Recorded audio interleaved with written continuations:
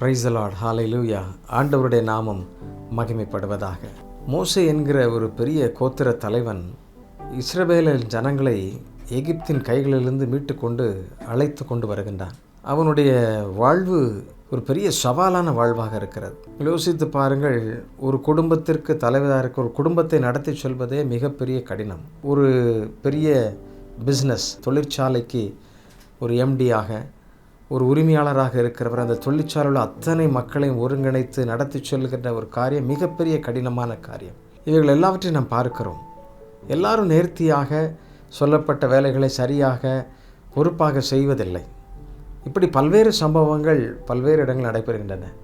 நீங்கள் யோசித்து பாருங்கள், பல லட்சக்கணக்கான மக்களை ஓர் இடத்தில் வைத்து பாதுகாப்பதல்ல, ஒரு தேசத்திலிருந்து ஆண்டவர் காண்பிக்கிற இன்னொரு தேசத்திற்கு அழைத்து செல்லும் பொழுது மோசே என்கிற ஒரு தலைவன் திக்குவாயும் அந்தனாவும் உள்ளவன் என்று ஆண்டவர் அவனை சாட்சியாக பிடித்து அவனை அழைத்து கொண்டு அவன் முன்பாக செல்ல ஜனங்கள் எல்லாரும் செல்கிறார்கள். பிரதானமாக தேவன் அவர்களை வழிநடத்துகிறார் என்பதை நாம் பார்த்து கொண்டே இருக்கிறோம். பிரியமானவர்களே, ஆண்டவர் ஒரு மனிதனை மேன்மையாக வைக்க வேண்டும் என்று சொல்லி எண்ணினார் என்றால் அவர் சரியாக மேன்மையாக வைப்பார். அப்படி அற்புதமான காரியங்களை செய்வார். மோசேயினுடைய வாழ்வு நிறைவு பெறுகிறது. யோசுவா என்கிற தலைவன் வருகின்றான். அவனுக்கு ஆண்டவர் ஒரு அழகான ஒரு வாக்குத்தத்தை கொடுக்கிறார். என்ன வாக்குத்தத்தை கொடுக்கிறார் பாருங்கள். யோசுவா 3ஆம் அதிகாரம் 7ஆம் வசனம், நான் மோசேயோடு இருந்தது போல உன்னோடும் இருக்கிறேன் என்பதை இஸ்ரவேல் எல்லாரும் அறியும்படிக்கு இன்று அவர்கள் கண்களுக்கு முன்பாக உன்னை மேன்மைப்படுத்துவேன் என்று சொல்றார். எல்லா இஸ்ரவேலர்களும். இந்த யோசுவா எங்கே இருந்தார்? இஸ்ரவேல் ஜனங்களை மோசே நடத்தி கொண்டிருக்கும் பொழுது யோசுவாவும் கூட செல்லுகின்றார். ஆனால் இப்பொழுது யோசுவா எல்லாவற்றையும் பழகிக்கொண்டு கற்றுக்கொண்டு இப்பொழுது கர்த்தருடைய சித்தத்தின்படி அவன் பொறுப்பெடுத்து இந்த ஜனங்களை கானானுக்குள்ளே கொண்டு செல்ல வேண்டிய ஒரு மிகப்பெரிய பொறுப்பு அவனுக்கு உண்டாகிறது. எனக்கு அன்பானவர்களே, எல்லா ஜனங்களும் இஸ்ரவேலின் அனைத்து ஜனங்களுக்கு முன்பாக அவனை மேன்மைப்படுத்தும்படி கர்த்தர் அவனை உயர்த்துகிறார். மேன்மை எங்கேருந்து வருகிறது? கர்த்தரிடத்திலிருந்து வருகிறது. உங்களுடைய காரியங்களிலே இப்படிப்பட்ட குழப்பங்கள் இருக்கிறது. நான் சொல்லி ஒருவரும் கேட்பதில்லை, நான் சொல்லி ஒரு காரியமும் நடப்பதில்லை. அது குடும்பத்தில் இருக்கலாம், இல்லை நீங்கள் வேலை செய்கிற இடங்கள் இருக்கலாம், உங்களுக்கு கீழாக இருக்கிற பணியாட்களாக இருக்கலாம். எப்பேற்பட்ட இடத்தினாலும் நீங்கள் கர்த்தரை முதன்மையாக வையுங்கள். ஆண்டவர் தான் உங்களை மேன்மைப்படுத்த முடியும். அத்தனை இஸ்ரவேல் ஜனங்களுக்கும் நீங்கள் யோசித்து பாருங்கள், இன்றைக்கு இருக்கிற காலகட்டம் மாதிரி டெக்னாலஜி கிடையாது. ஒரே நொடியில் எல்லாருக்கும் கம்யூனிகேட் பண்ண முடியாது. பல லட்சக்கணக்கான ஜனங்கள் வந்து கொண்டிருக்கின்றார்கள். யோசித்து பாருங்கள், முன்னாடி நிற்கிற ஒரு 15 பேர் நின்றுட்டாங்கன்னா அவ்வளோ பேரும் பின்னாடி நின்றுருவாங்க. இப்போ பின்னாடி இருக்கிற அவ்வளோ பேருக்கும் ஏன் தகவல் எப்படி போய் சேரும்?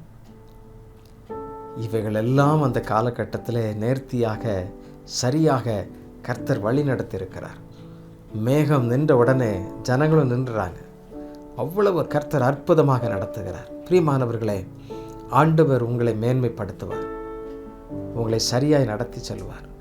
நீங்கள் அவருடைய கரத்தில் உங்களை விட்டு கொடுங்கள். யோசுவா அப்படி தன்னை தாழ்த்தினால் அதற்கு ஆண்டவர் அழகாய் சொல்லுகிறார். போருங்கள், என்ன சொல்கிறார்? யோசுவா 1ஆம் அதிகாரம் 5ஆம் வசனத்தில் அவனுக்கு வாக்குத்தத்தமாக சரியாக அவனுக்கு சொல்லுகிறார். என்ன சொல்லுகிறார் பாருங்கள், நீ உயிரோடு இருக்கும் நாளெல்லாம் ஒருவனும் உனக்கு முன்பாக எதிர்த்து நிற்பதில்லை. நான் மோசையோடு இருந்தது போல உன்னோடும் இருப்பேன்.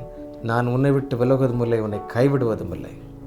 நீ உயிரோடு இருக்கும் நாளெல்லாம் ஒருவனும், எவ்வளவு பெரிய ஒருத்தர் கூட அவனுக்கு முன்னால் எதிர்த்து நிற்க முடியாது. அவ்வளவு கர்த்தருடைய பவர், கர்த்தருடைய வல்லமை, பாதுகாப்பின் கேடயத்திற்குள்ள யோசுவா இருக்கிறார். எந்த வாக்குத்தத்தோட இந்த ஜனங்களை வழி நடத்த முடியும் பாருங்கள். ஆண்டவர் அப்படி உங்களை வழி நடத்துவார், அற்புதமாய் நடத்தி செல்வார். நானும் என் வீடும் என் வீட்டார் அனைவரும் ஓயாமல் நன்றி சொல்லுவோம். சொல்லுங்கள், இது நாள் வரைக்கும் நம்ம நடத்தியிருக்கிறாரு அந்த தேவனுக்கு நன்றி சொல்லுங்கள். இந்த பாடலை பாடி கர்த்தரை மகிமைப்படுத்துவோமா? ஒரு நாளும் சிதையாமல் காத்து கொண்டார, ஒரு கருப்போல காத்து கொண்டு இம்மட்டும் நடத்தியிருக்கிறாரு. தாழ்வான நாட்களை நினைத்து கவலைப்படாதீங்க. கர்த்தர் உங்களை மேன்மையான நாட்களுக்கு நேராக வைத்திருக்கிறார் என்பதை நீங்கள் நினைவு கூறும்படி உங்களை அன்போடு கூட கேட்கிறேன். கர்த்தர் அப்படி அழகாக உங்களை கொண்டு வந்திருக்கிறார். தெய்வ சமூகத்தில் நம் சேர்ந்தவரை துதிக்கலாமா? ஆண்டவரை உயர்த்தி பாடுவோம். நானும் என் வீடும் என் வீட்டார் அனைவரும் ஓயாமல் நன்றி சொல்வோம். நானும் என் வீடும் என் வீட்டார் அனைவரும் ஓயாமல் நன்றி சொல்வோம். ஒரு கரு போல காத்தீரே நன்றி, என்னை சிதையாமல் சுமந்தீரே நன்றி. ஒரு கரு போல காத்தீரே நன்றி, என்னை சிதையாமல் சுமந்தீரே நன்றி. எபினேசரே எபினேசரே, இந்நாள் வரை சுமந்தவரே. எபினேசரே எபினேசரே, என் நினைவாய் இருப்பவரே. நன்றி நன்றி நன்றி, இதயத்தில் சுமந்தீரே நன்றி. நன்றி நன்றி நன்றி, கரு போல சுமந்தீரே நன்றி. மோசேயின் தேவன் நம்மோடு இருக்கிறார், யோசுவாவின் தேவன் நம்மோடு இருக்கிறார். அவரை நோக்கி நம்ம கேட்போமா? நம்மை மேன்மையாக வைக்க கேட்போம். ஆண்டவரை நோக்கி ஜெபிப்போம். அன்பின் ஆண்டவரே, எங்கள் தகப்பனே, அப்பா, தாழ்வோடு ஆண்டவரே, குழப்பத்தோடு கவலையோடு ஆண்டவரே, என் வாயின் வார்த்தைகளிலே வல்லமை இல்லையே, என்னை கேட்பதற்கு ஒருவரும் இல்லையே என்று சொல்லி ஏங்குகிற ஆண்டவரே, நான் சொன்னால் ஒருவரும் ஆமென் கேட்பதில்லை என்று சொல்லி கவலையோடு இருக்கிற பிள்ளைகளை கர்த்தர் இன்றைக்கு கண்ணோக்கி பாரும். அவர்களை மேன்மையாக வையும் ஆண்டவரே. யோசுவாவுக்கு நீர் சொன்னீரே, இஸ்ரவேல் அனைவருக்கும் உன்னை நான் காண்பிப்பேன், மேன்மையாக காண்பிப்பேன் என்று சொன்னீரே.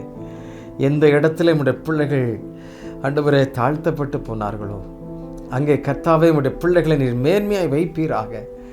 எந்த இடத்துல உடைய பிள்ளைகள் வெட்கப்பட்டு அவமானப்பட்டு போனார்களோ, அங்கே உடைய பிள்ளைகள் அந்த மேன்மையான வாழ்வை காணட்டும் என்று சொல்லி நான் ஜெபிக்கிறேன். கர்த்தர் உதவி செய்யும். தயவாய் இறங்கும், தயவாய் இறங்கும் அப்பா. ஒவ்வொரு நாளும் எங்களை சிதையாமல் காத்து கொண்டு வருகிறே, அழகாய் எங்களை கொண்டு செல்லுகிறே. உடைய பிள்ளைகளை நேர்த்தியாய் நடத்தும் அப்பா. ஆசீர்வதித்தரலாம். நீர் இப்படி செய்கிறதற்காக நன்றி. இனி அவர்கள் ஒரு நாளும் தாழ்வுபட்டு போவதில்லை, மேன்மையை காணப்போகிறதற்காக நன்றி. அந்த மேலான வாழ்வு உடைய பிள்ளைகள் ஒவ்வொருவருக்கு உண்டாயிருப்பதற்காக ஸ்தோத்திரம் ஸ்தோத்திரம். சகல துதியும் கனமும் மகிமையும் உமக்கு உண்டாகட்டும். இயேசுவின் நாமத்திலே ஜெபிக்கிறோம், ஜெபங்கேளும் நல்ல பிதாவே. ஆமென் ஆமென். கர்த்தர் உங்களை மேன்மையாக வைப்பார். Thank you. God bless you.